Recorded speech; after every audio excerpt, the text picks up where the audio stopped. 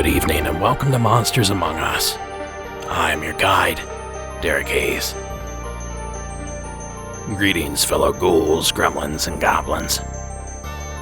As I just said, my name is Derek Hayes, and this is my podcast, Monsters Among Us.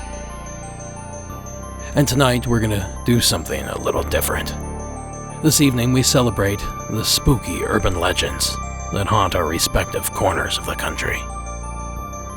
That's right. Tonight's Season 11 finale is the first of a two-part Hometown Legend special. Hometown Legends of the East. Now I'll tell you, I've approached this special episode several different ways over the years, but one layout in particular was more fun for me. So tonight, I'm bringing that one back. So this, your latest installment of Hometown Legends, will again be East versus West. A coast versus coast challenge. The Appalachians versus the Rockies. New York versus LA. The Great Lakes versus the Great Deserts. The gentle rolling hills of the East against the jagged, rocky crags of the West. And to kick off this special episode, we begin with the eastern half of the U.S., well, east of the old Mississippi River at least. And it's in the state of Michigan that we begin this evening, in a little town called Grand Rapids. Ben, let's hear what you got. Hey Derek, this is Ben calling you from Grand Rapids again. I have a hometown legends for you that I think you might find interesting, especially after some comments you made after the last story you played. So when I was probably about 13 or 14, I had gone with some of my mom's friends for the day, and we were going around to small shops around the Grand Rapids area. And we had to make a stop at a graveyard. It was around that time of year, around Memorial Day, where people, were tending and planting flowers and things like that. So we went to this tiny cemetery in the middle of nowhere that I'd never heard of before. And when we pulled into the cemetery, I noticed that there was this woman standing under one of the pine trees. I remember looking to the other two people in the car and saying, oh, we're not the only ones here. So we get out of the car, and they're tending to family plots or whatever. And I started walking around, wondering where this person was, because I noticed there weren't any cars. And I got up to the tree, and there was no sign of anybody. I didn't see anybody around, and it seemed odd that this person would just take off into the woods, because it was either woods on one side or the road. So they would have had to just trekked off into the middle of nowhere pretty quickly in order for me not to have seen them. So I'm walking around and I keep hearing this name in my head. And I know this sounds really weird, but it made no sense. I just kept hearing the name Sarah over and over in my head. And I started searching. And I walked through that entire graveyard and could not find a Sarah to save my life. And I was walking through the woods and some of the old gravestones, coming around to some of the newer ones, and eventually, near that tree, almost dead center of the graveyard, I finally found a stone that belonged to a Sarah. And for some reason, I just thought it was appropriate to go pick some wildflowers and put them on the grave. Just seemed like the right thing to do, especially since the grave said gone but not forgotten, and here was this possibly random woman completely forgotten here. So anyway, what makes this a hometown legend is that I really didn't know anything about this place until about 5 or 6 years later when I was at a Barnes & Noble, and I was looking at one of the Weird Michigan books, and I came across the Ada Witch story, and come to find out, the cemetery that I went to was Findlay Cemetery. It's the exact one that she's supposed to be at, and her name is Sarah McMillan. And I still get shivers every time I think about when I made that connection. I just thought it was really interesting. I seen things or spirits or even hearing them is not something that's been odd in my life. It's happened many times, but that one was the one that I have the most evidence to back up. So I thought maybe you could use this. Thanks again for featuring me on the podcast, and have a great day. Thank you, Ben. You know, believe it or not, I think I know this Sarah that you speak of. But before we explore more about her, and the tall tale surrounding her death, let's find out exactly how she ended up in the Finley Cemetery, and how she earned the handle of the Ada Witch. In the 1800s, there was a lady, The legend, a married woman, that was having an affair. according to lore, her husband suspected infidelity. So one day he decided to follow her out into the woods, Inside Seidman Park, caught her in a little tryst with her lover, became angry, and confronted them, killed her straight off. her husband then turned his rage on her lover. With the two men fighting, they ended up causing enough injuries between the both of them that the legend says they both died as well. As the legend has grown, so have the sightings In the woods around Seidman Park. of a female apparition. She's seen wandering either up and down the road where Finley Cemetery is at. 2 Mile Road, unpaved, leading deep into the woods. The legend said that's where her husband, and her lover are all buried. Okay, so we have an idea of who she is, and it certainly sounds similar to what Ben reported to us. But wouldn't it be nice if we could pin down an exact name? So, who might this woman be? And is the legend true? In 2003, a paranormal group identified the Ada Witch. The name Sarah McMillan. Thrill seekers from all over visiting Finley Cemetery, drawn to Sarah's grave. A fact-finding mission began, hoping to link Sarah McMillan to the legend. Well, I started researching her. Digging Her maiden name is Chilson. through death ledgers. She was born in New York. Nicole Bray found that Sarah couldn't be the Ada Witch. And unfortunately, in November of 1870 is when Sarah passed away from typhoid fever. Not by murder, as legend holds. Here's her grave getting desecrated because somebody decided to name her as the Ada Witch, which she never was. Her findings didn't end there. And we looked at the entire history of Ada from 1850 all the way to 1950 to find 2 or 3 deaths that might, coincide with the legend, and none of them did. Okay, that's some bad news. And unfortunately, that's how many of these hometown legends go. At the root, many are quite explainable. But how do you explain the feelings Ben had? How do we write off the sighting that he claimed to have had? And how do we explain other sightings? Sightings like this one.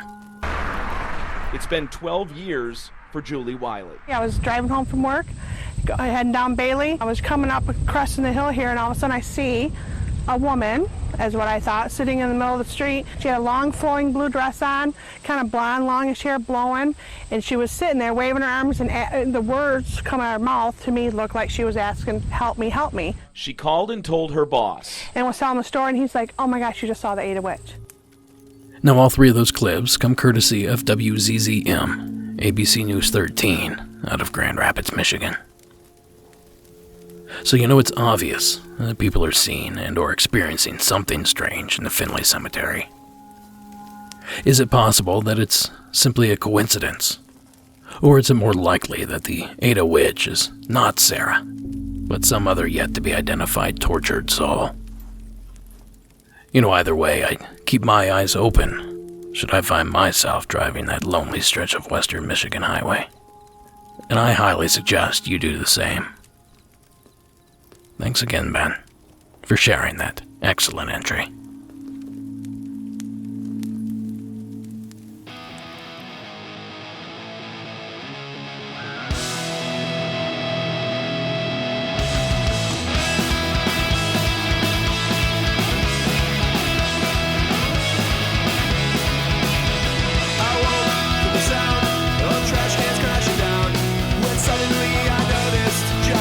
On the ground, I don't know what to think. What's causing all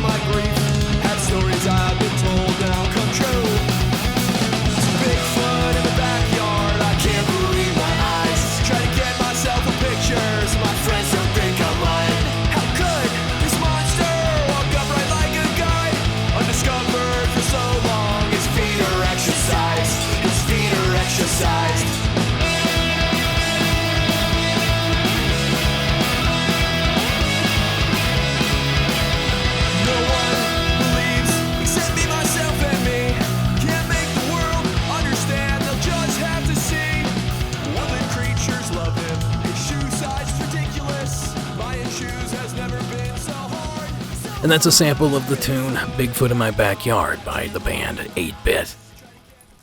As it turns out, the drummer from the band, Bradley, was kind enough to send it in. Now our next local legend comes to us from the southern half of our designated area, which is, as I mentioned before, divided by the Mississippi River. Well, this is Jeff's tale from the Sunshine State of Florida. Hey Derek, this is Jeff from Fort Lauderdale, Florida, calling for the Hometown Legends episode. There are a lot of stories and a lot of legends and ghost hauntings in the area, which is weird because it's such a young city. And I'll jump right in. So, the beginning of Fort Lauderdale, this whole area was a marsh. It was drained and dredged and turned into the place it was today. And it was started in about 1830. They started dredging it out. So before anyone was really here, it was just kind of known on Spanish maps and everything as the New River. And the Seminole Indians had full reign over here in the Miccosukee. So there was one white family off the main, New River area called the Cooley family. And they had a nice little family farmhouse, and they were growing something called arrowroot, or the natives called it kunti. And they would make this and sell it not only to white settlers up north and to the army, but also to the Seminole, and they had a good rapport with them. So they were making this stuff, and then the Seminole Wars picked up in Jacksonville, and then the natives that were down in Fort Lauderdale found out that the Cooley family was shipping their arrowroot also to the army that was fighting the natives.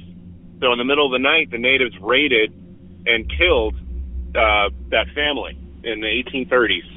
And it's called the Cooley Massacre. And you can go to that park. It's right here. It's right along the river. Everything is built up around it, but there's a park there called Cooley Park, and the Cooley Massacre was right there. Yeah, they took everything. They raided it. They killed everyone in the family, but then kept the mill because they kept using the mill to grind their arrowroot. Anyways, to this day, you can hear screams, random gunshots and yells and stuff late at night, and the rumor is that you can go on the anniversary around January 12th and hear this stuff. The activity gets really intense then. A little addendum there. After word got back up to the army in Jacksonville up north that the natives raided this building and farmhouse, William Lauderdale sent a group down to the Fort Lauderdale area, which didn't have a name back then, and set up a fort right across the river from where this massacre happened, and that became the first Fort Lauderdale back in 1834 or something like that. So there's a lot of activity that happens in that area. There's a tunnel that was built underneath the river where many people have seen a Native American man run underneath it. And that's interesting because that tunnel wasn't there until the 1950s or something. The 20th century for sure, but they sure as hell see a Native American man jump down there in full garb and then disappear. So there's a lot more stories about Fort Lauderdale. I guess I'll call back a little bit later, but that's it. That's my hometown legend. Hope you have a good one. Love the show. Keep it up. Thanks, Jeff. It's a sad reality that these massacres are peppered throughout the country. So many lives, both of the white settlers and the native inhabitants, were lost. I even spoke of a massacre near my hometown on a recent Hometown Legends episode, the Jeanette Hutton Massacre, along the Tuscarawas River in eastern Ohio. And stories like these are a bit of a catch-22. Now, as much as we would like to forget our violent past and the injustice thrust upon the native population, I think it's important to remember these tragic historical occurrences, or else we may be doomed to repeat them. Thanks again, Jeff, for submitting your hometown legend. Now we might as well get this out of the way right now. If you have a true paranormal story that you would like to share with the show, call the hotline at 1-888-608-NIGHT. That's 1-888-608-6444. Or visit the website at monstersamonguspodcast.com for more submission options. Now, this little contest is certainly not limited to the U.S. That's simply where the lion's share of these submissions hail from. But there are a few from the fine country of Canada that have filtered in. Calls like this one from Mike in Quebec. Hey Derek, Mike here, longtime listener and patron from Montreal, Quebec. I've come across a ghostly tale that I thought you might be able to use in an upcoming Hometown Legends episode, so I hope you like it. One of my most favorite camping haunts to frequent when I was younger was Ontario's Algonquin Provincial Park. Highway 60 cuts straight through the park's boundaries, providing easy access to numerous park and campgrounds as well as interior camping access points. If you enter the interior of the park from Access Point 5 at Canoe Lake, you'll be met with a small memorial stone on the northeastern shore of the lake, located right before you enter the Narrows to your first portage. Although I've traveled this exact route myself, little did I know or appreciate at the time, the memorial stone was erected to honor the death of Tom Thompson, and serves to commemorate one of the most intriguing, high-profile, unsolved Canadian mysteries of the early 1900s. Tom Thompson is most notably known for his artwork he produced while he was affiliated with the members of the infamous Group of Seven, an artist collective headquartered in Toronto, Ontario at the turn of the 20th century. Each member of the group was drawn to certain Canadian landscapes for their artistic inspiration, and for Tom, his locale of choice was the Algonquin Highlands. Although the park offers numerous art-worthy visuals, Thompson found himself repeatedly returning to the area surrounding Canoe Lake while pursuing his artistic endeavors. In the spring of 1917, the artist found himself in the throes of perhaps his most potent artistic moment. Over several months, he had managed to produce a new sketch every day in his attempt to capture the Algonquin region's shift from the bleak skies of a leafless winter into the heavy purples and pinks of a summer twilight, in his words. However, as the legend goes, on July 8, 1917, when Tom Thompson disembarked from his temporary base camp on the shores of Canoe Lake for another painting excursion, he would never be seen alive again. Despite considerable search efforts, it wasn't until July 16th, 8 days after Tom had gone missing, that his body was found, floating and tangled in fishing wire not far from the shore near the small peninsula where his memorial stone stands today. The story then takes a slightly disrespectful and morbid turn, where, having to await the delivery of a coffin from Toronto and nowhere to properly store the body in the midsummer heat, the locals simply left Tom's body lashed to the dock, floating in the water until the following day, when he was retrieved and laid to rest in the nearby Mowat Cemetery. After hearing of the death, Tom's younger brother George traveled to Algonquin 2 days later to exhume the corpse for burial in the Thompson family plot, located in the small town of Leith, Ontario. Now, although Tom was generally well-liked, there were certain aspects of the painter's personal life that caused locals to speculate that his death may not have been an accident after all. For instance, Tom was a seasoned outdoorsman. He could expertly command a canoe while navigating questionable waters, and those who knew him couldn't quite grapple with how someone with such skill could have met such an untimely passing. Some believe that Thompson had been having an affair with the wife of a local fishing lodge owner, and, having been recently found out, had become the victim of its wrath. Others still suspected that a German local, Martin Belcher, who sought revenge after having had a heated argument with Tom just a few days prior to his disappearance, stalked and shot the painter once he was beyond the eyesight of witnesses. Indeed, a gunshot was reportedly heard by witnesses in the area at the time surrounding Tom Thompson's disappearance, lending slight credence to this theory. Nevertheless, despite not having examined the body himself, the coroner of the day, Dr. Arthur Ranney, ruled Tom's death to be caused by accidental drowning. However, as time would tell, this deviation from protocol on the coroner's behalf left the door open for future investigation and speculation. Now, as I previously mentioned, Thompson was originally buried in Mowat Cemetery before his brother George came 2 days later to retrieve his body for burial in the family plot in Leith, Ontario. Despite these claims, in 1956, the skeletal remains of a man were found on the shores of Canoe Lake, of which displayed irrefutable evidence of a gunshot wound through the left temple. Though the remains were originally thought to have belonged to an Aboriginal man, Analysis of the bones in 2008 led researchers to believe that they did indeed belong to Tom Thompson. In light of these findings, the chief forensic pathologist for the province of Ontario at the time officially refuted the original ruling and changed Thompson's cause of death from accidental drowning to unknown. These analyses added yet another layer to the mystery of Tom Thompson. In addition to the conjectures surrounding his death, we're now left to wonder, did Tom's brother George actually make the trip to Algonquin to exhume and retrieve Tom's body? If George did indeed make the trip, but the remains analyzed in 2008 do belong to Tom, then whose body did George retrieve and bury in the family plot in Leith? To this day, the remains in the Thompson family plot have not been exhumed, and the DNA analysis between Thompson relatives and the skull that was found on the shores of Canoe Lake in 1956 have not been performed. The uncertainties surrounding the final days of Tom Thompson's life, in addition to the mystery of his final resting place, have been seemingly superimposed on Canoe Lake, where several campers have since reported having cryptic encounters of their own. One of my favorite tales comes from a Muskoka-based landscape painter from the 1980s. After returning from an outdoor painting excursion of his own, the painter, Doug Dunford, described having an encounter with a lone canoeist paddling across the northern corner of the lake through thick fog one morning in July.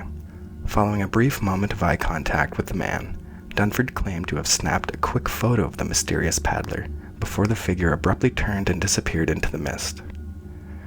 In retrospect, Dunford didn't understand why this person had reacted so dramatically to his photo and how he could have disappeared so quickly, until later reviewing his photo and coming to the conclusion that perhaps he had encountered the ghost of Tom Thompson. Although the mystery has yet to be definitively solved, I do believe there is enough evidence to come to a reasonable conclusion about what happened in the final hours of Tom Thompson's life, as well as his resting place. If you enjoyed the story and are interested in hearing some similar delves into other intriguing mysteries through history, please check out my podcast, The Annals of the Unknown. Thanks, Derek, for everything you and the MAU team do to keep this beast rolling. The family and I are always listening and wishing you and yours well from Montreal. Have a great night. Keep it spooky. Thanks, Mike. Now, Mike sent a slew of photos and links that I've posted in the show notes at monstersamongus.com/show notes. That applies to nearly every hometown legend submitted here this evening. Now, in a weird way, the Tom Thompson mystery reminds me of another mysterious body story. The Tamam Shug case, or as he's probably better known, the Somerton Man. I guess when it comes to the baffling mystery of the Somerton Man, what we do know are the bare facts, and that is that he was found on that beach in Somerton near Adelaide in 1948. It was the first day of summer, so it was quite warm, and two jockeys were walking their horses along the beach, and they saw what looked to be a body of a man. At first it was assumed that it was a suicide, but as the police began investigating it, they became convinced that there was more to the story. They found this little tiny piece of paper inside his pocket during the autopsy that showed this printed word Tamam Shud, and they were baffled at the time, and they put a call out to locals in Adelaide and said, what does this mean? They tracked those words down to the final page of a book of Persian poetry called the Rubaiyat of Omar Khayyam, and those words in Farsi mean the end, or it is finished. And then they found that book, and the book had code inside it, and by this stage you can imagine that speculation was at fever pitch that this guy was a spy. But no one ever came forward to claim this man, even though that picture that we saw was widely distributed around the world. His fingerprints were sent to Scotland Yard, the FBI. Nobody knew who this guy was. Now that segment courtesy of ABC News Australia. But unlike the plight of old Tom Thompson, the Somerton Man may be forced to finally give up his secrets. Good evening. Hope tonight that one of the state's most enduring mysteries could finally be solved with the unearthing of the so-called Somerton Man. His remains now in the hands of forensic detectives who will use cutting-edge techniques to try to finally determine who he was and just maybe end decades of public intrigue. Only moments ago, the remains of the Somerton man were placed into a coffin, loaded into a van and taken to the Forensic Science Centre. Following the 12-hour process, detectives have told me they were able to unearth all of the man's skeletal remains and are optimistic that they will be able to retrieve a DNA sample. Forensic scientists have also flagged that they will have to use multiple cutting-edge techniques to ensure that the sample is one that they can use. From there, they will run it against multiple databases with hopes to finally reveal the identity of the man and return any remains to family. So now I guess we wait while Ancestry.com sorts this whole thing out. Now that package comes to us from News 9 Australia. And thanks again, Mike, for sharing your entry. Now before I fire up this next entry, a quick reminder that you can still support and represent your favorite podcast in one quick internet transaction.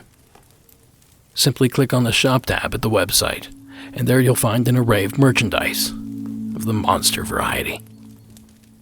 And from now until we return for Season 12, all merchandise in the shop is 10% off. And you know, I had a thought while writing this episode. Maybe it's time we started looking into a Hometown Legend t-shirt. I guess I'm open to ideas. Okay then.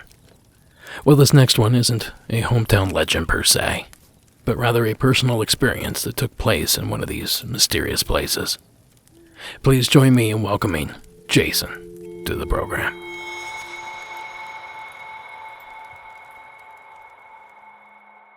Hey Derek, this is Jason calling from Temecula, California.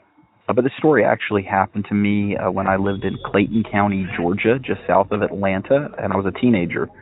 I was about 16 years old. I had a buddy, Robert, and Robert was known in high school as the kid with the cool car. He had the 87 Mustang GT 5.0, and one Saturday he asked me if I wanted to go for a ride with him and another friend of ours, Dustin.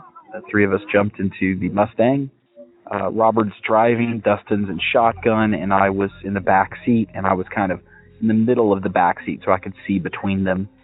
And I was not wearing my seatbelt because I was not a wise adult. I was a ignorant young kid who didn't think things like that were important. But we were driving on this road that was colloquially known as Devil's Church Road.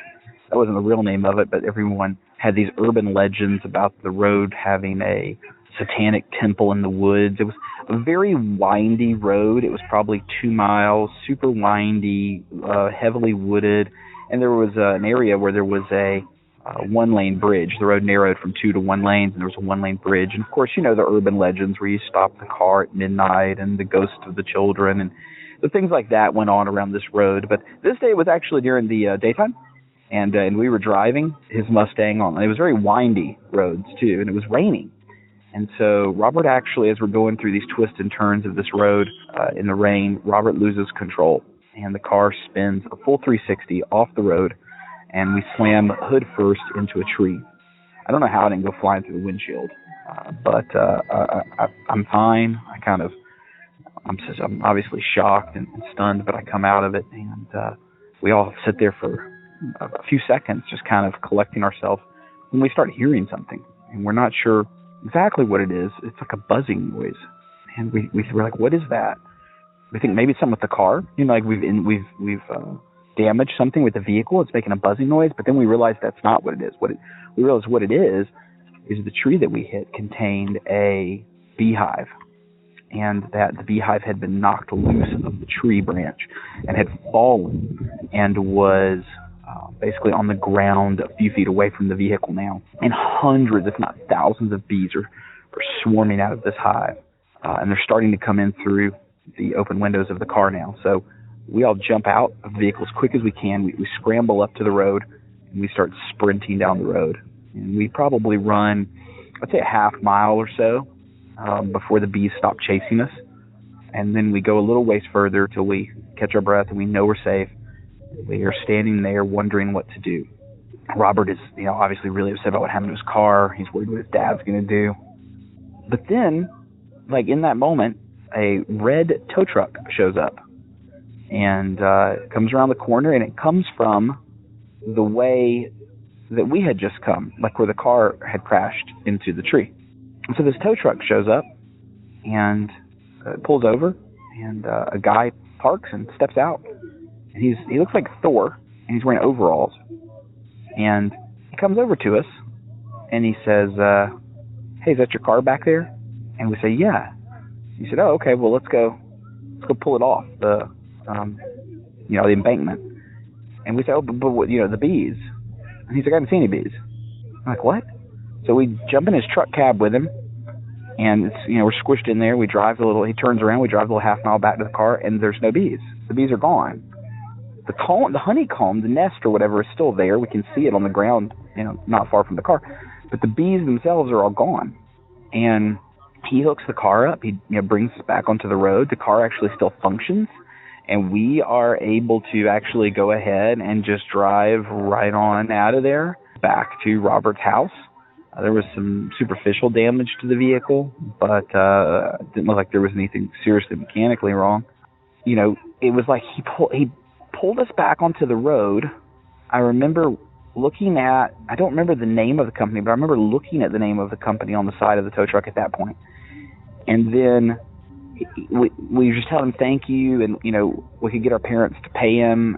So yeah, we get back to Robert's dad's house, and I had remembered the name of the company, which I don't remember anymore, but I remember looking up in the yellow pages, that tow truck company. I just remember feeling compelled to thank the guy, maybe to have my mom or dad call or whatever, because he had really saved us in a tight situation. And I couldn't find the name of that tow truck company. It was as if that tow truck company didn't exist. And this was pre the internet, so the yellow pages were, in theory at least, going to have all the businesses in your surrounding area. So it was a really strange experience. This guy just shows up out of the middle of nowhere at the exact moment we need him. The bees are gone, and he works for a tow truck company that I can't then find a record of. I don't know that I believe in guardian angels or, benevolent spirits that help you out or whatever. But if I have any event in my life where I did encounter something like that, it's definitely going to be that situation when I was a teenager. So I just thought that was a really interesting story. It didn't make a lot of sense, but it did fit the pattern of something like a guardian angel. And I hope that's a good one for the show. Love the show. Take care, Derek. Thank you, Jason. So is this right place, right time? Or was that tow truck fella watching? It's creepy stuff, either way. So thank you, Jason, for sharing. Now we have so many stories to get through this evening. I'm going to rapid fire through a few more.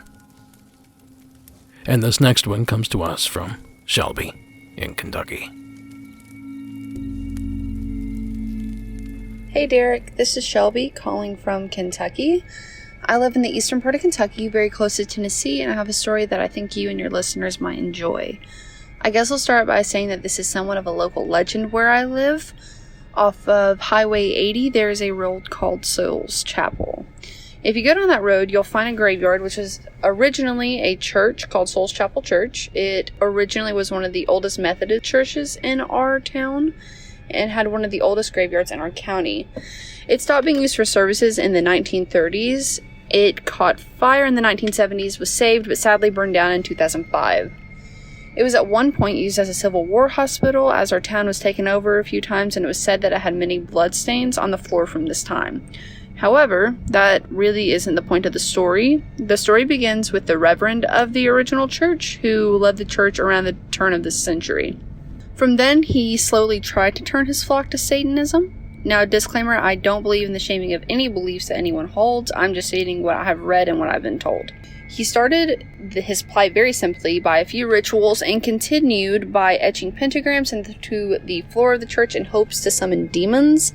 Now, I wasn't alive around the time in which I could actually go in and explore the church before it burned down. However, my mother was.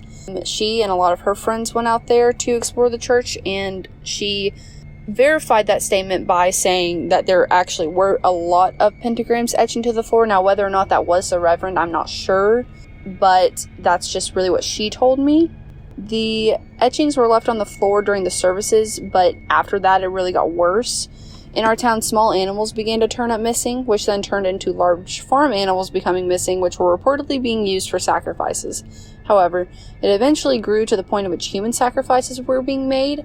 I did try to look up that, but there wasn't really much information on it. But at that point, the people of my town began to be very suspicious of the Reverend, and as word of the deeds that he was committing leaked out into the community, they became very enraged, and at that point, a mob was formed. They then marched out to the church and hung the Reverend in the building from the roof beams. Since that time, the remains of the church as well as the graveyard have been a point of interest for a lot of visitors to Somerset, as well as a lot of the community members, especially, teenagers wanting to go freak themselves out, as well as ghost hunters. There have been a lot of articles written on that as well. The stories that I've heard really have not disappointed me. I love the paranormal, and I like to research my town, as there have been a lot of things that happened here.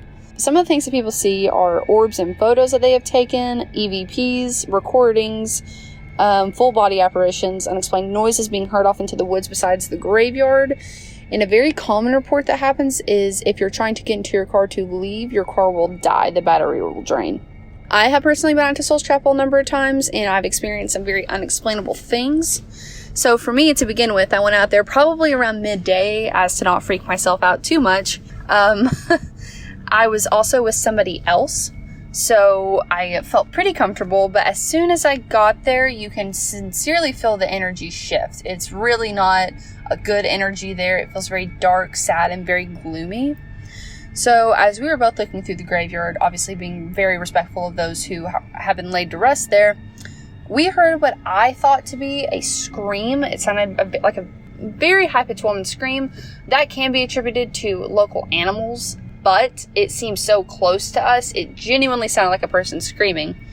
It did happen off into the woods, which, by the way, were where they said that a lot of the sacrifices happened. I really didn't investigate further, as I just really wanted to get out of there. The few times I have been there after that were at night, but I really didn't stay for long enough to either experience something, but I can honestly say that the energy there is absolutely awful.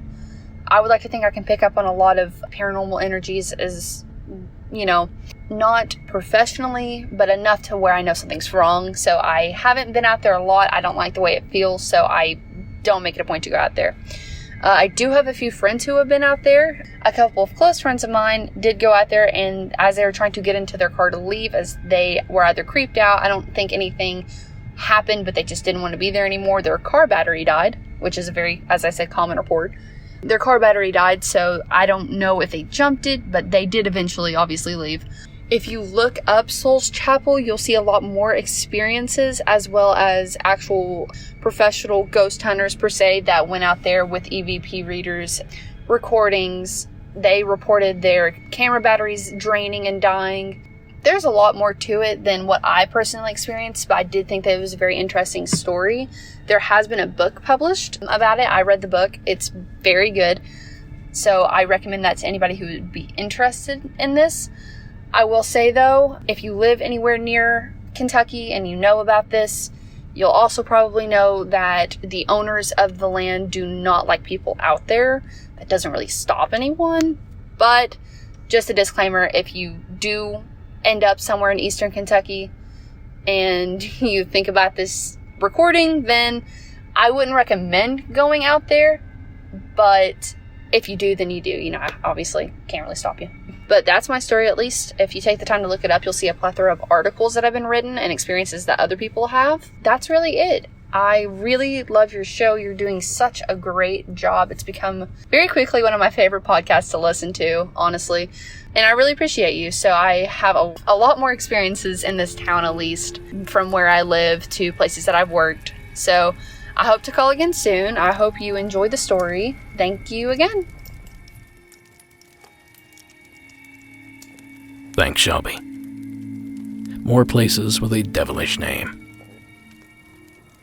It makes one wonder if these places were named that way because they are dark, dreary places. Or do these swaths of land feel spooky because of the devilish name? Sort of a chicken or the egg, so to speak. Either way, thanks again, Shelby. And next on the pike is a legend out of New York. Ken, welcome to the program.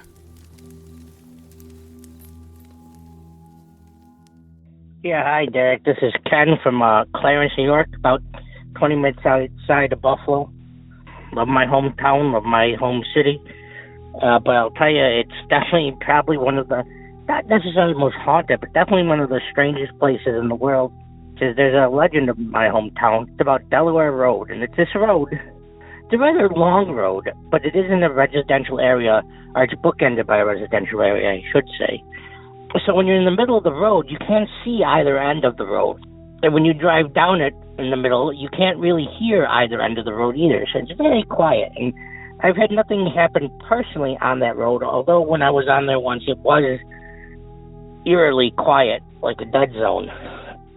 However, I did have an experience next to the road, and I will share that. But as far as legend and lore about the road, I've heard everything from the ghost of an old man with a lantern to a ghost of a little girl and an old man, a hairless Bigfoot type of deal.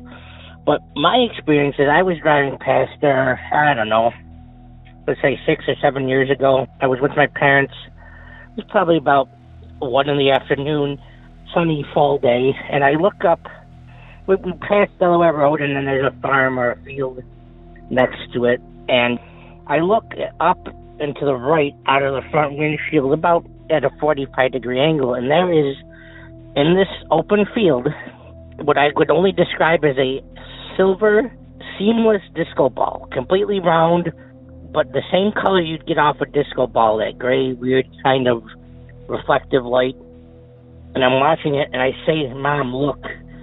And she looks, and as she looks, she sees it a little bit, but as she looks, we go behind just 1 or 2 trees, and it starts to fade and fade and fade, and then it's gone. It's the only paranormal experience I've ever had in my life. It's probably the only one I really want to have, but it's definitely something out of the ordinary there. And the other one I wanted to tell you about was the Pigman. Now, I don't live in Angola. I have a friend who lives in Angola, but supposedly there's this, it's like any of these other men, quote-unquote, goat man kind of monster-y men who stalk the road with an axe or any kind of weapon. And it is connected to a real horror story, quote-unquote, called the Angola Horror, they call it. And what was happening, this is a real train wreck. The train was going over the bridge, and somehow the passenger car dislodged and was hanging over the bridge off the side. Now, granted, it wasn't a terribly high drop, but the problem was at the end of the car, there was a stove heating the car. And basically, if you didn't get crushed by the weight of the people coming to smash you, if you weren't lucky enough to die there, you were seared to death against this furnace. So all these people died. Very serious accident. And it may or may not have something, they connected to this Pigman story, which may or may not be based in fact too. But the Angola Horror, the train wreck, is a fact. Absolutely. So it's again, this whole area, Western New York, as we call it, or depending on where you are in New York, some people call it upstate, some people call it downstate. I don't know. I call it Western New York. It's just a very strange area. There's Zora Valley is completely full of this weird kind of stuff. I myself am half Native American. Although my tribe is from Canada, we're in the Iroquois Confederacy. There's all kinds of legends of weird things from the Seneca Indians, upright walking animals and like deer and stuff, and there's things that aren't supposed to be. And thank you again. Love your show. I just found it again recently. Love what you do and love to hear it. Keep up the good work. Hope you're safe. Hope your family's safe. All right. You gotta come to Buffalo sometime, man. There's a lot you can do here. Whether you want to eat or you just want to look at weird stuff, okay? All right. Bye-bye. Thank you, Ken. Okay. I'm intrigued. Tell me more about this hairless Bigfoot type of deal. That's a nightmarish image I have yet to imagine. A quick Google search didn't bring me much of anything for this creature. So if you happen to know anything, please say something. And thank you again, Ken, for calling in.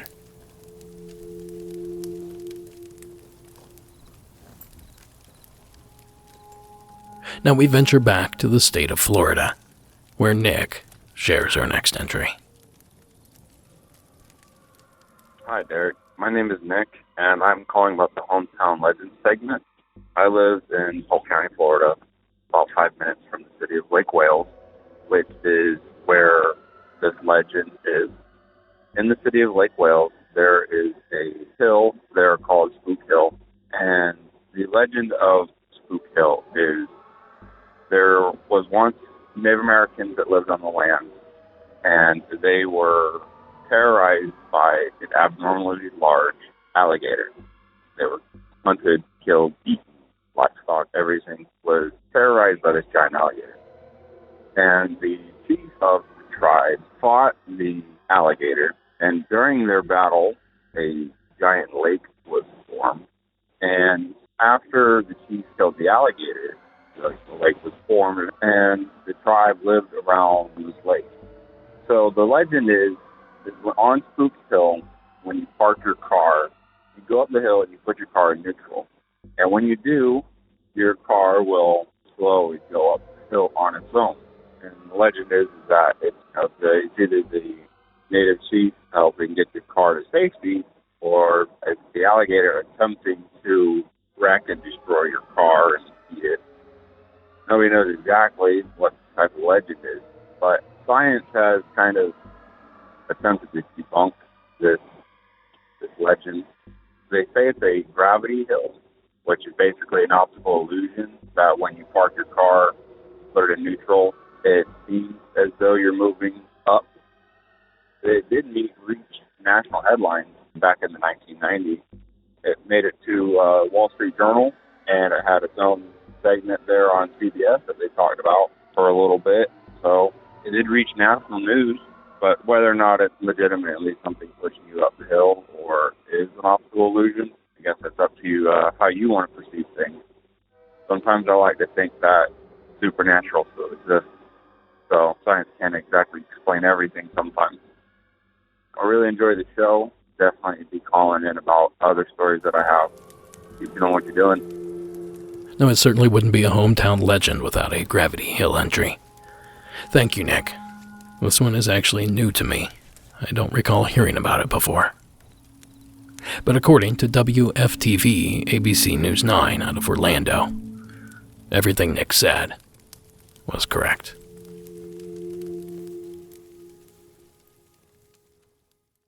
Now, the next time you're in the Lake Wales area, whether you're visiting Bok Tower Garden or having dinner at the famed Chalet Suzanne, I've got a little stop for you.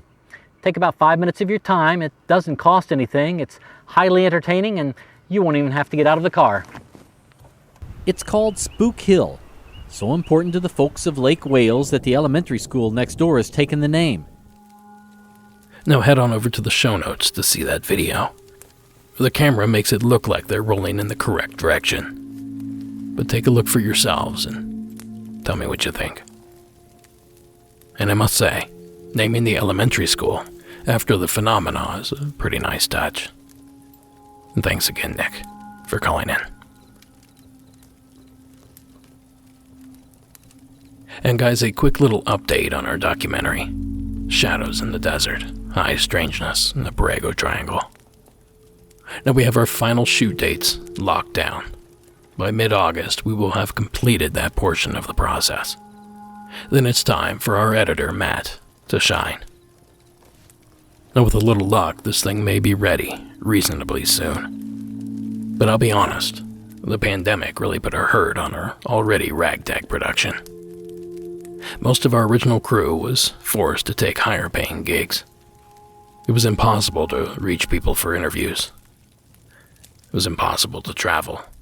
And of course, not being able to meet up really set us back. Not only schedule-wise, but financially as well. And it's because of that, and believe it or not, we still get requests for it, that we're deciding to open donations back up. Now these funds will help us cover a lot of the post-production costs.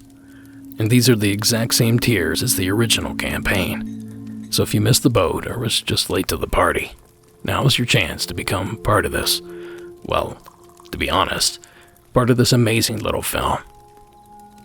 We've already captured some pretty good stuff. So anyway, if this is you, you can donate directly at paypal.me/blurrymonsters, or check out the link on our social media or in the show notes. And a huge, huge thank you to all involved.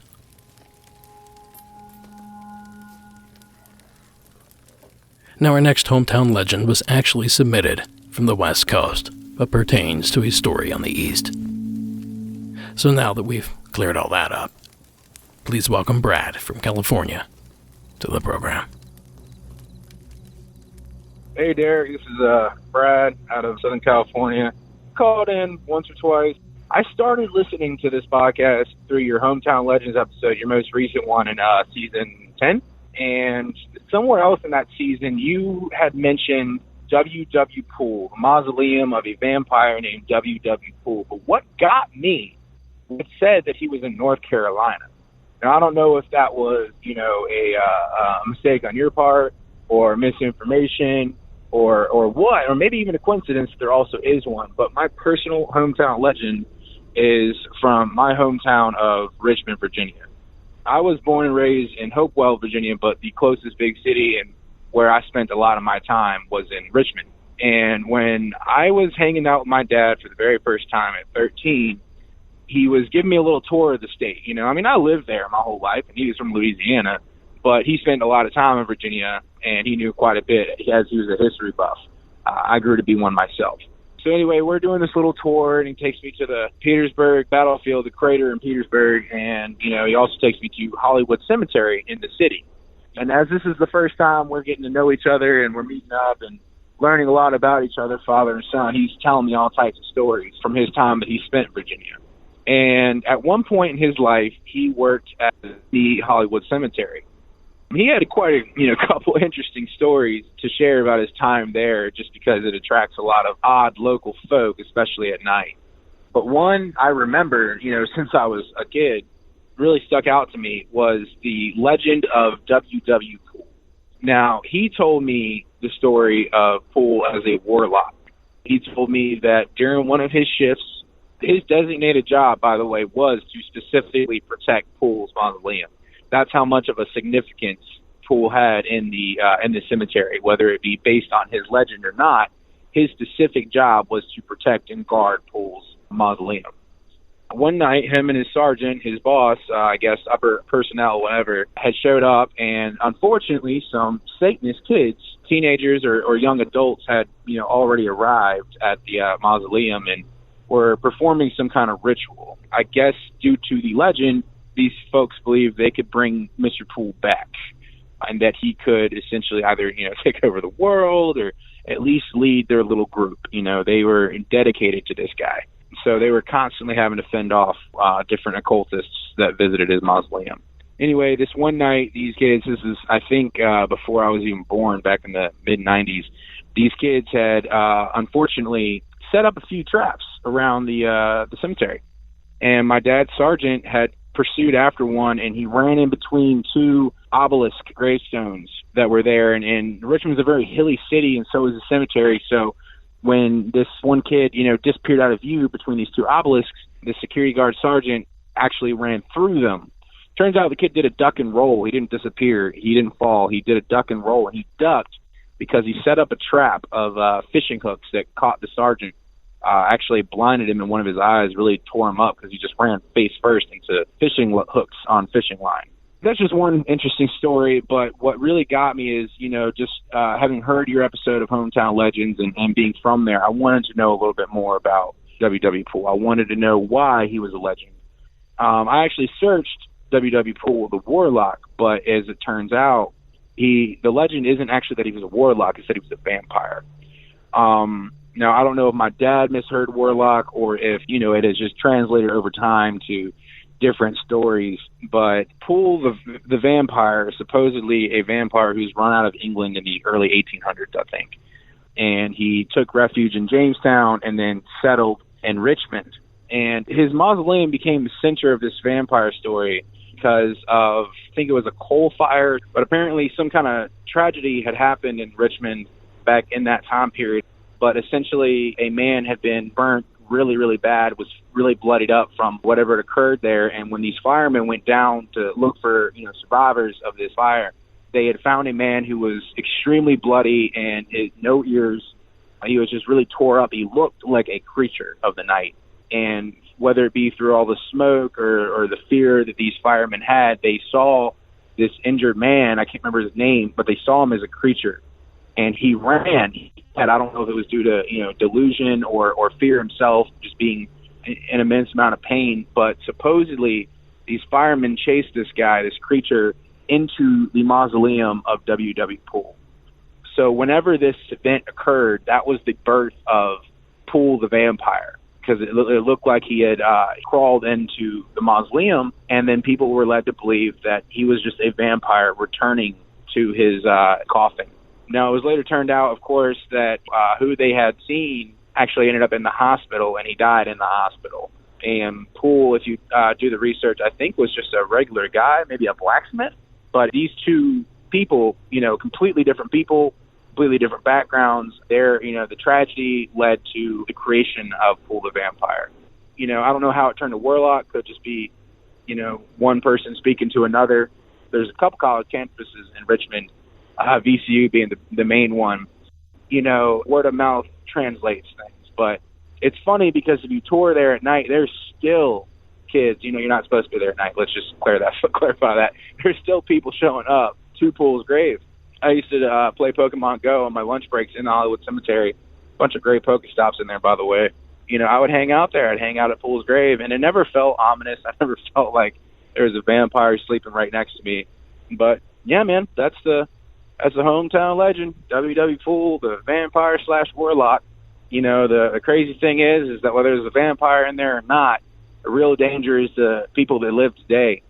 I have nothing against any religion, whether it be Christian or Satanist, or none of the above, but there's some dangers from some people who practice occult things in that graveyard. It's a little ironic that people fear the vampire, but the real issue is these kids.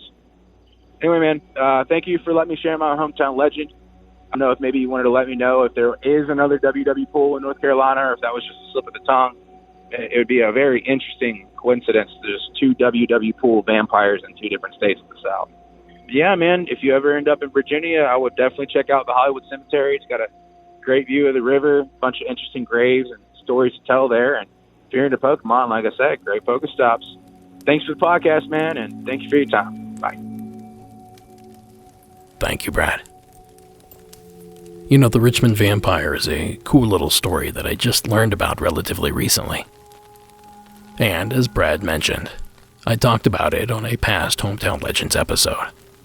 Hometown Legends Part 3 from Season 10 to be exact.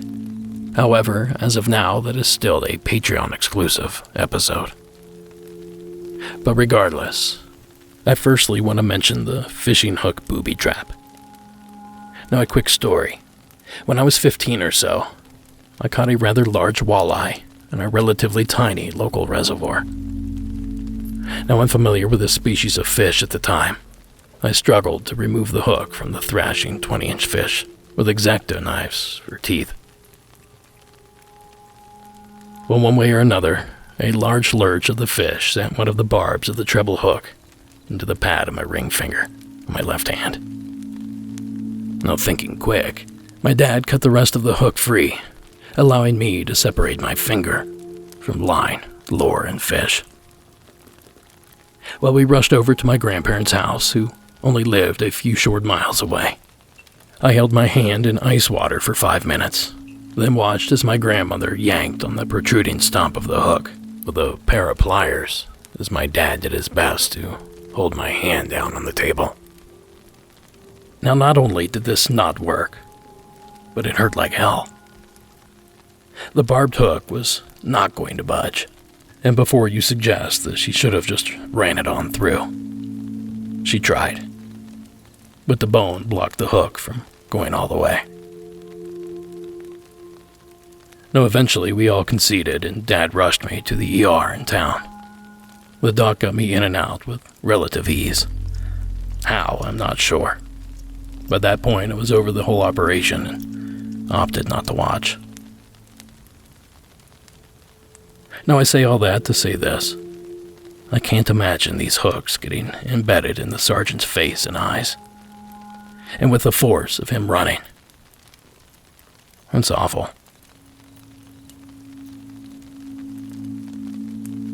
And then there's this other point that I'd like to get at. Brad came at me, claiming that I said the Richmond vampire case originated out of North Carolina. Well, I scoured my records, listened to past shows, and I was unable to find that screw up. So I volley back to you, good sir. Perhaps it was you that was mistaken. And to show my receipts, here is the full mention in that particular legend from that episode, Monsters Among Us Beyond, number 28. As many of you know, I grew up a huge horror buff, and vampires were among my favorite of Hollywood's creations. The Lost Boys, Fright Night, and of course the countless Dracula films. So naturally I wanted to tell you guys another infamous vampire hometown legend. But outside of Mercy Brown, the Highgate vampire in the UK, and of course the Mana Nagal, which we covered on Hometown Legends Part 1. Now outside of those, I couldn't think of another story. Luckily, Josh over at the Facebook group introduced me to a story I'd never heard of before. The Hollywood Cemetery Vampire, from Virginia. So our ghostly story begins here on October 2nd, 1925, just about 100 feet inside this sealed-off tunnel. It's one of Richmond's greatest and most mysterious legends. This 4,000-foot-long tunnel had been a nightmare since the deadly construction began in 1871. 88 years ago, a work crew was widening the shaky tunnel. A brick fell from the arched ceiling, slamming into one of the 10 railroad flat cars. "Watch out, she's a-comin' in," shouted the burly 28-year-old fireman, Benjamin Mosby. The tunnel collapsed, entombing engineer Tom Mason at the throttle. At least one and probably 2 or 3 of the 200 or so laborers inside were also buried alive. The tough guy fireman, Ben Mosby, horribly burned, his face and teeth smashed, managed to crawl under the flat cars and run for it. Now, after the collapse, the men had to run here to the eastern portal, nearly a mile away. Can you imagine stumbling over railroad ties and each other? Reportedly, the men had their knives out, cutting anything that got in their way. Now, witnesses said this man-like creature, nearly naked, come running out with flesh hanging off its body, like pointed teeth and burning eyes. According to legend, the horrifying creature was chased down towards the James River, all the way here to Hollywood Cemetery, where he disappeared inside of this mausoleum, supposedly home to a vampire. But news reports at the time make no mention of the ghoulish flight to Hollywood Cemetery. The brave Mosby was taken here to the old Grace Hospital, where he died from his ghastly injuries. Rescuers dug straight down through Jefferson Park to recover the body of the white engineer, Tom Mason.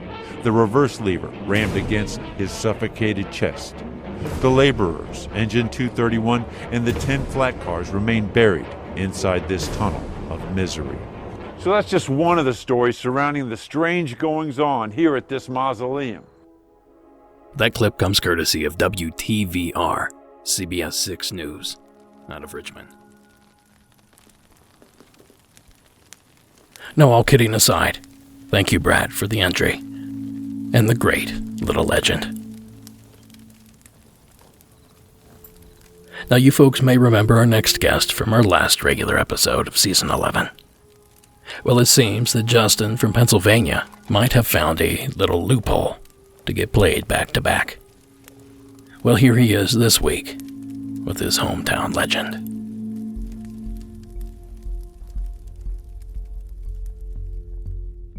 Hey, Derek, this is Justin calling again. Wanted to give you a hometown legend. Again, I'm from southwestern Pennsylvania.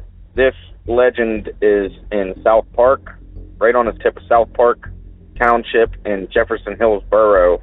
It's called Green Man's Tunnel. So, Green Man's Tunnel, supposedly, it's actually been on a couple older shows, early 2000s. I can't remember the one.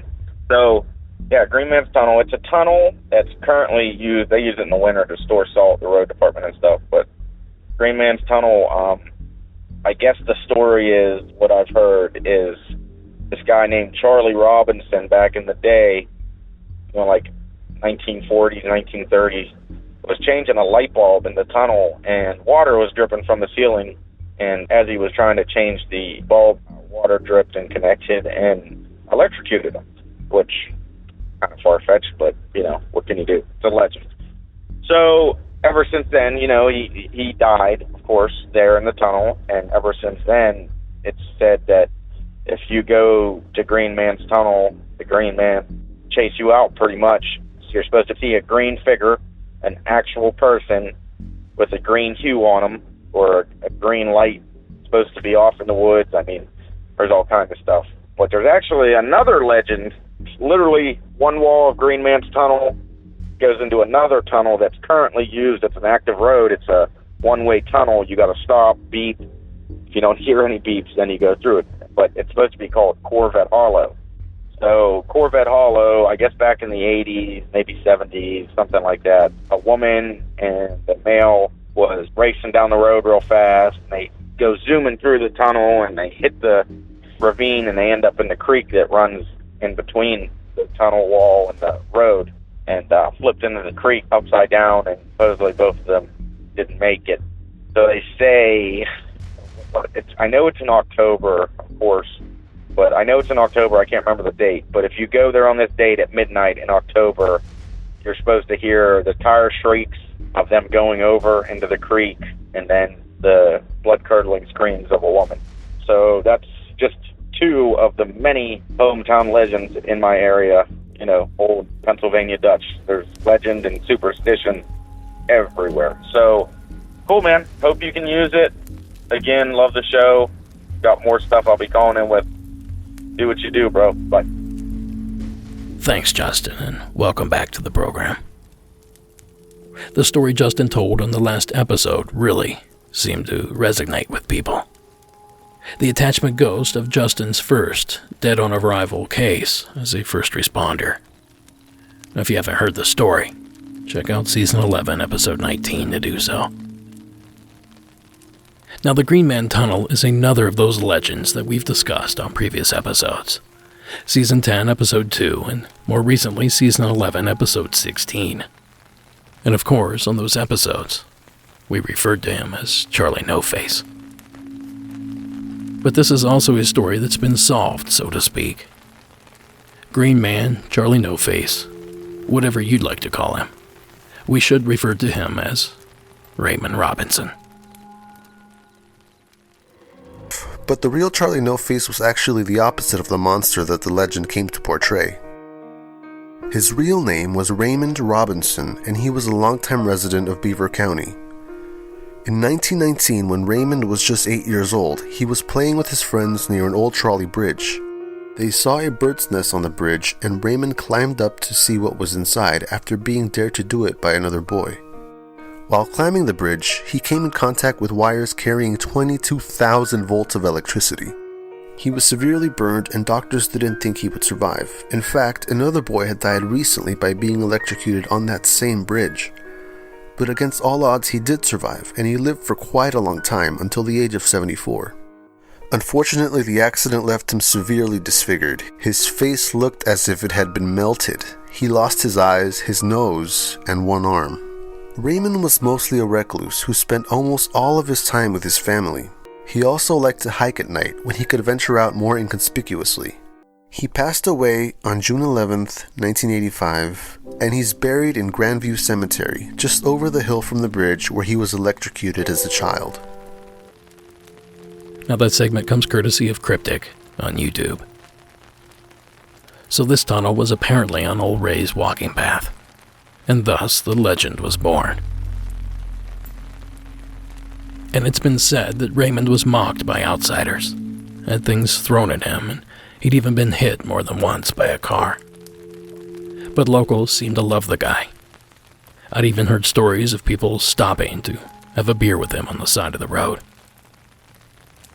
Now, it's tragic what happened to him, but I would like to think he enjoyed the legend. After all, here we are, still talking about him to this day. Thanks again, Justin, for calling in. It's a good morning for morning. It'll be a better evening for grieving in a storm. I know you'll feel better when I say so. I got nothing better to say to you anymore. I can't take this retro depression. I'm selling everything that I thought had a tie. I'll hop the next novelty train.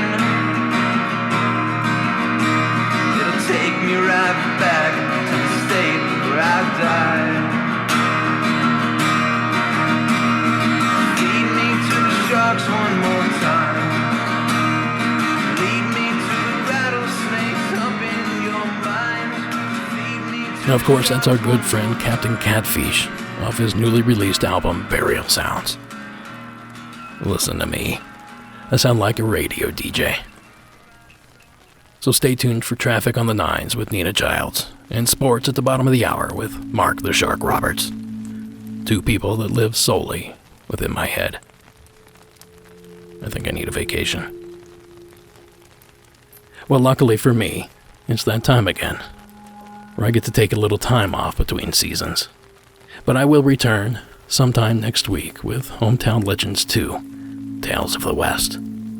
But after that, I'll be dark until the season 12 premiere, the Medical Workers Special. So if you haven't already, be sure to get those calls in, folks.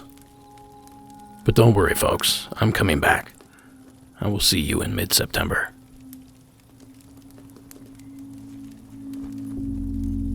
And fear not, because we have a lot more to discuss here tonight.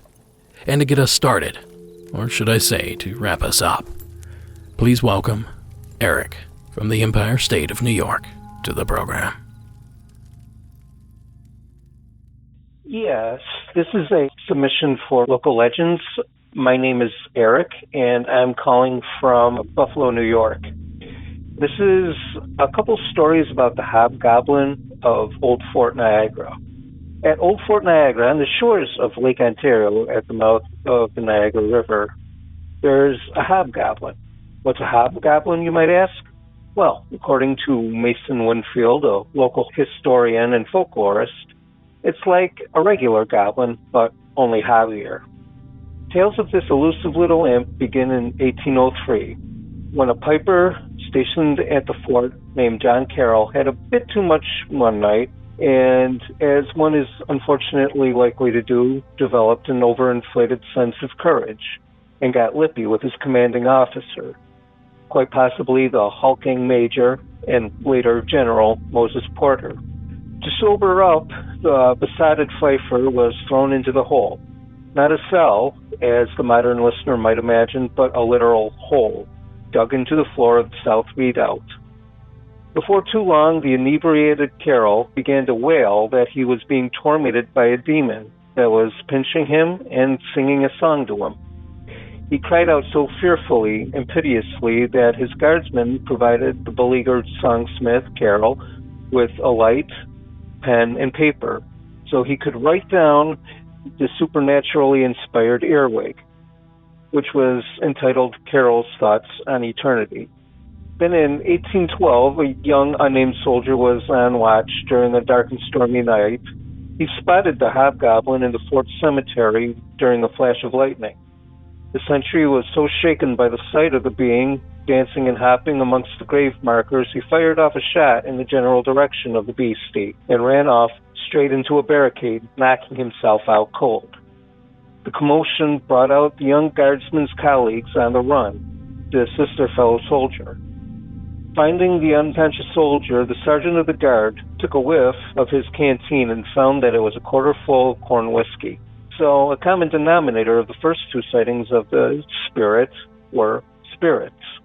However, over the years, there have been many sightings of a hopping, cavorting hobgoblin amongst gravestones in the cemetery of the fort, especially on a foggy night. and surely not all of them could be inspired by John Barleycorn. Thanks for letting me share. Have a great night. Hobgoblins. That's what Hometown Legends is all about. Now this is a portion of the piece written in the whole, A Terrifying Evening by John Carroll. Carroll's thoughts on eternity.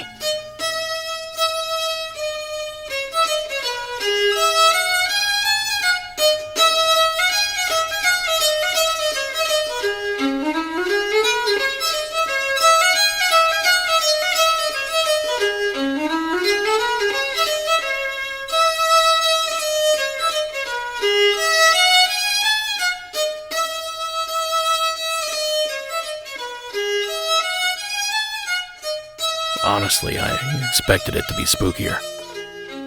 But all this goblin talk has got me thinking. I still haven't submitted my hometown legend for this episode. Then I pondered, is there possibly a hobgoblin story from my home state of Ohio I could share? Well, after some digging, I did manage to find a story that involved trolls, which we all know are widely accepted to be the close cousin of the hobgoblin. Well, the story goes as follows. About 4 a.m. on a March night in 1952, while driving through Branch Hill, an unknown businessman saw in the beams of his headlight what appeared to be 3 men kneeling at the right side of the road. His first impression was that somebody was hurt or some crazy guys were having fun. Curious, he stopped the car and got out for a better look. To his surprise, he discovered that the figures were non-human and about 3 feet tall. They were not green, the businessman stressed, but rather a grayish color, including the garments they wore. Those garments were tight-fitting, and they stretched over a lopsided chest which bulged at the shoulder to the armpit. Over this bulbousness hung a slender arm noticeably longer than the opposite member. The businessman also claimed the creatures had a frog's face, mostly because the mouth spanned a thin line across the smooth gray face. The businessman thought the eyes, without brows, seemed normal, and the nose was indistinct. The top of the head had an effect like a plastic doll's hair, he added. It was corrugated like the rows of fat running horizontally over a bald head. Now, according to the businessman, the middle biped and the one closest to him was first seen with his arms upraised. They were raised a foot or so above the head, he said, and holding a dark chain or stick which emitted blue-white sparks jumping from one hand to the other.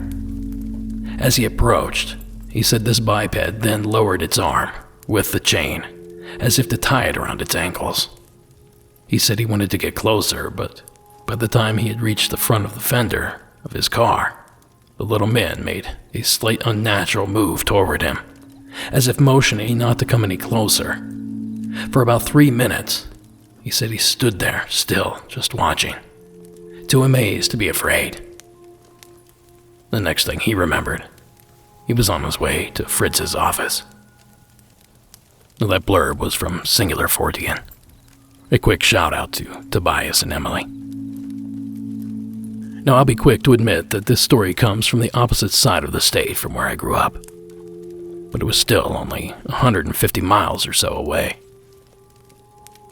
And this encounter took place in Branch Hill, in the southwest portion of the state.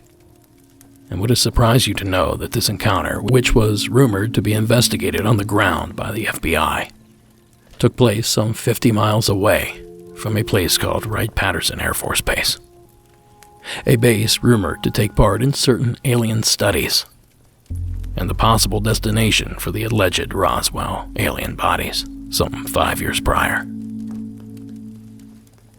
Now, if that didn't impress you, perhaps this will. This sighting also took place in close proximity to another mysterious area in Ohio, the town of Loveland, home of the infamous Loveland Frogman. Wouldn't you know, it's only 3 short miles up the Little Miami River. So trolls, frog people, or even hobgoblins, something strange was seen in that area. And something indeed strange was reported in yours as well, Eric. And thank you for submitting it. And folks, that's going to do it for this first episode. Monsters Among Us is written and produced by me, Derek Hayes. Additional support is provided by Sarah Carter Hayes and Addie Lloyd. Keep the party rolling by following us on social media. We have accounts at Instagram, Twitter, and Facebook. All audio used in this production is done so under the protection of fair use. And the terrifying score that you hear, well, that's Co.AG Music and Carl Casey at White Bat Audio. Thank you all so much for listening. Thank you all for submitting your hometown legends. And until next week.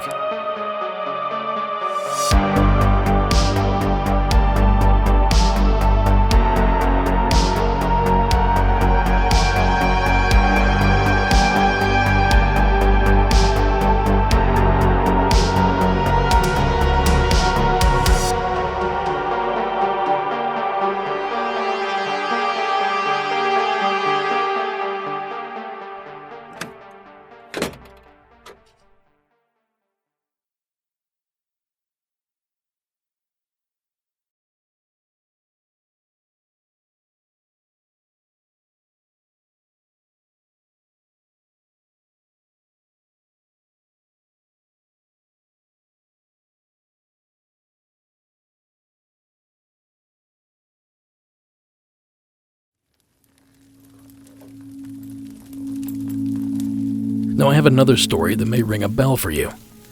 Tonight's bonus story was sent in by M in West Virginia.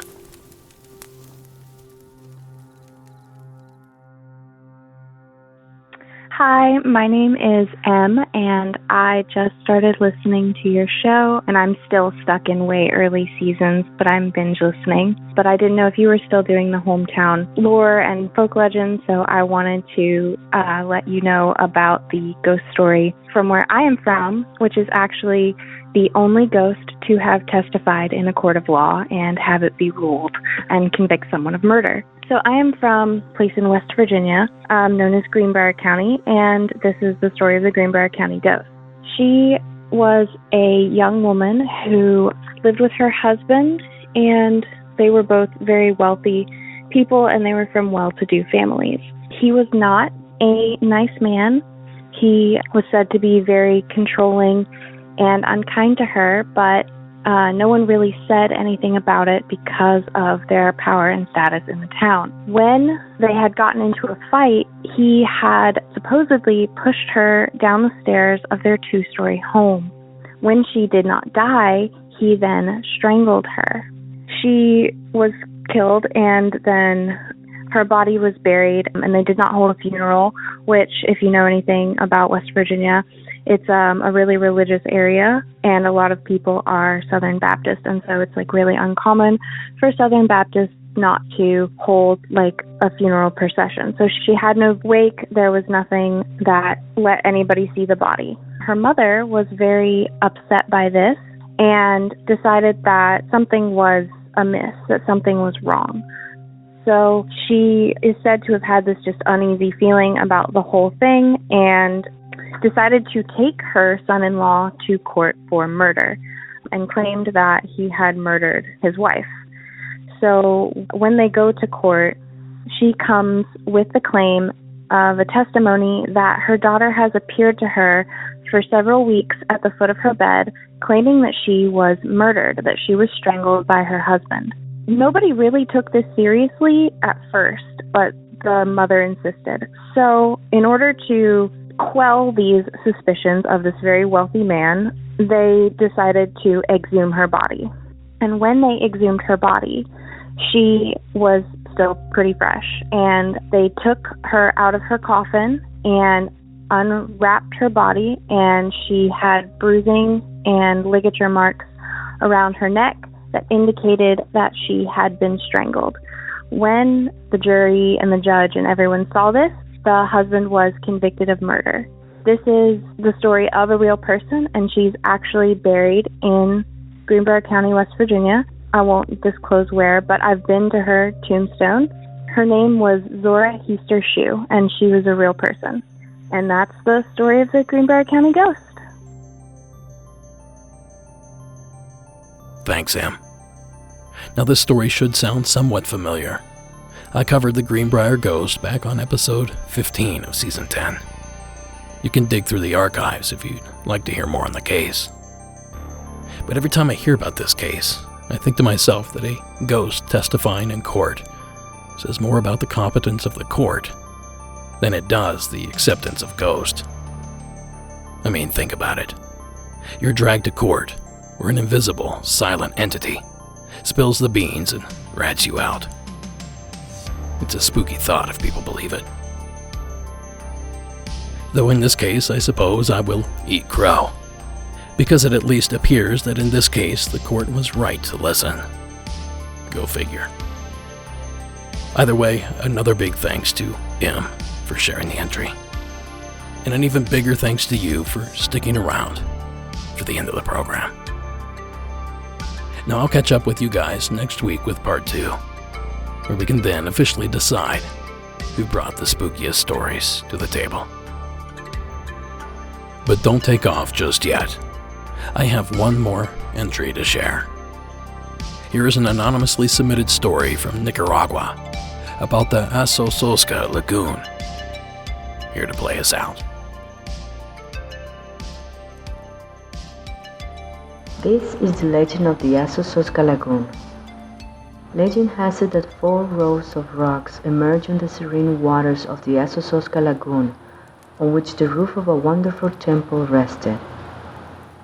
The cacique or chief Nagrandano and chief Nequecheri, preceded by the aged parents of the tribes, came to the temples in fragile canoes to deposit at the foot of the altar their offerings of gold, silver, and precious stones to the supreme god.